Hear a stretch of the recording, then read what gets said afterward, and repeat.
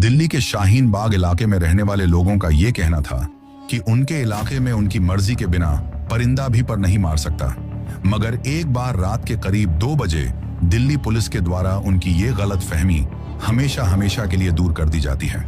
दरअसल उस रात अचानक से शाहीन बाग इलाके की एक गली में दिल्ली पुलिस और एनएसजी कमांडोज की गाड़ियों की आवाजाही बढ़ जाती है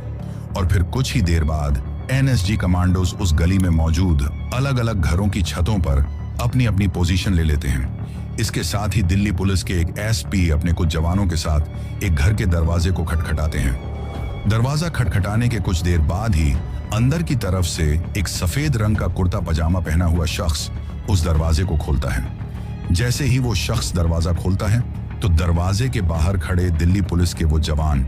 पल भर में ही उसे अपनी हिरासत में ले लेते हैं। और जब तक दिल्ली पुलिस के उन जवानों के द्वारा उस शख्स को हिरासत में लेने के बाद गली के बाहर सड़क पर खड़ी हुई गाड़ी में नहीं बैठाया गया, तब तक ऊपर की तरफ अपनी अपनी पोजीशन लेकर बैठे हुए एनएसजी के कमांडोज पूरी तरीके से अगल बगल में अपनी नजरें गड़ाए हुए थे ताकि इस कार्यवाही में किसी भी तरह की कोई भी चीज बाधा ना बन पाए। क्योंकि इनपुट ये मिला था कि जिस शख्स को वो लोग उठाने के लिए आए थे, अगर उसको वहां से उठाया गया यानी कि गिरफ्तार किया गया तो उसे किसी भी हालत में वहां से पुलिस स्टेशन या फिर किसी सीक्रेट इंटरोगेशन रूम तक नहीं ले जाया जा सकेगा, क्योंकि उसके अगल बगल में ऐसे लोगों का जाल बिछा हुआ था जो कि उसके ऊपर किसी भी तरह की आंच आने पर उसको बचाने के लिए अपनी जान तक भी दे सकते थे। लेकिन आखिर वो शख्स कौन था, और अगर वो इतना ही कुख्यात और खतरनाक था तो वो शाहीन बाग की उस गली में आखिर इतने नॉर्मल तरीके से कैसे रह रहा था? और जो दिल्ली पुलिस की एनएसजी कमांडोज के साथ ये कार्यवाही की गई थी,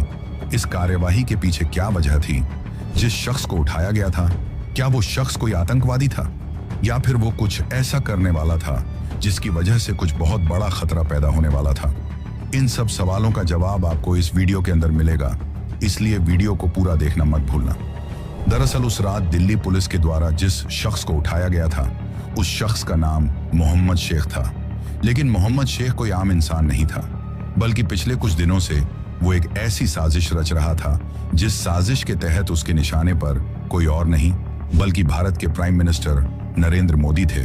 कहने को तो वो शख्स बाकी की दुनिया की नजरों के सामने एक आम सा दिखने वाला कपड़े सिलने वाला टेलर था, लेकिन उसका ये पेशा तो उसके खौफनाक मंसूबों के ऊपर एक कवर था जिससे किसी का भी शक उसके ऊपर नहीं जा सकता था। लेकिन आखिर उसकी इस असलियत के बारे में दिल्ली पुलिस को भनक कैसे लगी, और वो मोदी के साथ ऐसा क्या करने वाला था जिसकी भनक लगते ही दिल्ली पुलिस ने उसे रातों रात उठा लिया? दरअसल हुआ यूं था कि भारत की इंटरनल खुफिया एजेंसी आईबी यानी कि इंटेलिजेंस ब्यूरो को अपने किसी सोर्स से ये पता चलता है